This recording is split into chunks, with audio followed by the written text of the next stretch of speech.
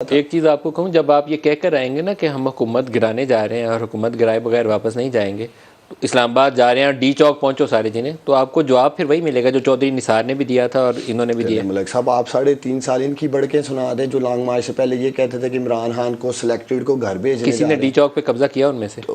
آئے تھے نا، ہم نے کون سا قبضہ ڈی کیا چوک پہ قبضہ آپ نے ڈی چوک کی کال دی عمران نے، جو نہیں دینی چاہیے۔ دیکھیں جب ہمیں کسی جگہ کی آپ نے سپریم کورٹ میں تحریری طور پہ اجازت مانگی اور آپ کو اجازت دی گئی۔ دیکھیں ملک صاحب، یہی کمشنر اسلام آباد جو بیٹھے ہیں، انہوں نے 3 ماہ قبل بلاول زرداری کو، فضل الرحمان صاحب کو، مریم نواز کو آنے دیا، اجازت دی، ڈی چوک کی بھی اجازت دی، اور جہاں انہوں نے مریم نواز اور فضل الرحمان نے G11 ہے شاید، یہاں کہتے ہیں کشمیر ہائی وے کے اوپر، اجازت اسی وہی کمشنر جگہ نے تھی دی۔ جہاں ہمارے سپریم ساتھ کورٹ نے کیوں آپ کو اجازت دی، ڈسکریمنیشن سیم کی گئی؟ پلیس انہوں نے کہا دیں دیکھیں جو جے ہمارے یو آئی کو ساتھ، دی۔ ایک تو ملک صاحب آپ نے ہمیشہ ایک ڈیموکریٹک گورنمنٹ کی بات کی ہے، آپ نے ہمیشہ جمہوریت کی بات کی ہے اور جمہوریت کی بالادستی، آئین اور قانون کی بالادستی کی بات کی ہے۔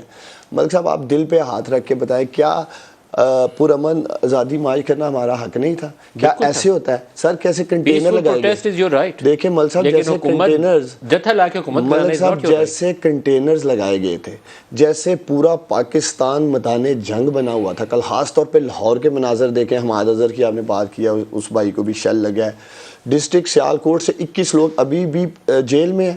ڈسٹرکٹ پریزیڈنٹ جو پی ٹی آئی سیالکوٹ کے وہ جیل میں ہے، گوجرانوالا میں جیل میں ہے، لاہور میں جیل میں ہے۔ 2000 سے زیادہ جو ہمارے کارکنان ہیں ابھی جیلوں میں ہیں۔